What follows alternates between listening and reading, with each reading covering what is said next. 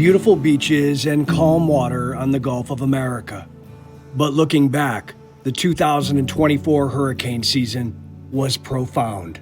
This coastline, as fragile as it is, it does not give any kind of speed. And that's going to be a combination that will be literally horrific later this evening and tonight. It is a Category 3. For the state of Florida, which was hit by 3 major hurricanes, Debbie, Helene, and Milton, which resulted in significant impacts, including widespread damage, flooding, power outages, and economic losses. The season as a whole generated an estimated hundreds of billions of dollars in damage. There's buildings here and that's been here my whole life that are gone, not just destroyed, but they're gone. Just to see all this destruction from Milton, it's just heartfelt. I mean, the biggest thing is we just need to help each other.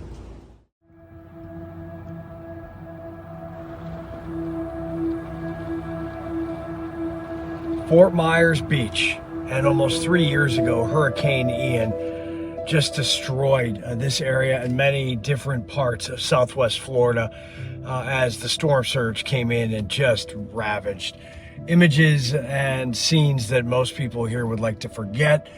But if you look at Fort Myers Beach today, and that's what I'm doing, as I'm driving around the Gulf Coast up and down, look at all the different open plots of land where there used to be homes, and now it's, concrete and sand, and yes, there are people on the beaches and enjoying the beautiful Gulf waters, which, by the way, are getting warmer every single day. And as we know, that is not a good thing for hurricanes. That's what they feed off of, that warm water temperature in the Gulf or the Atlantic or the Pacific. But there's a lot of for sale signs as you drive on the ground here in Fort Myers Beach, and you see the progress of building, yes, but you also see palm trees that are still cut in half. That is from 3 years ago, Hurricane Ian. And we should not forget that the impacts of Debbie, Helene, and Milton in 2024 were also significant on the progress here. Unfortunately, we've gotten very good at preparing for storms. We've had 5 since 2022. So, 5 storms in less than 3 years is pretty unprecedented. If you look at how we reacted and responded during Milton, we had our residents back on the island by noon the next day. We were able to get them back to their homes as quickly as possible. And that was because they were prepared. Just like we were prepared, they prepared. They believed in us that we would get them back on the island quickly.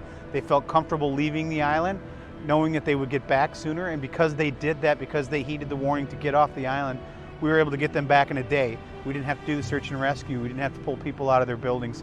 We didn't have to find dead bodies. We didn't have to do the things that we did during Ian, because people believed in us that we would get them back. And I think it's that unfortunate experience that we've gained over the last 3 years that'll propel us.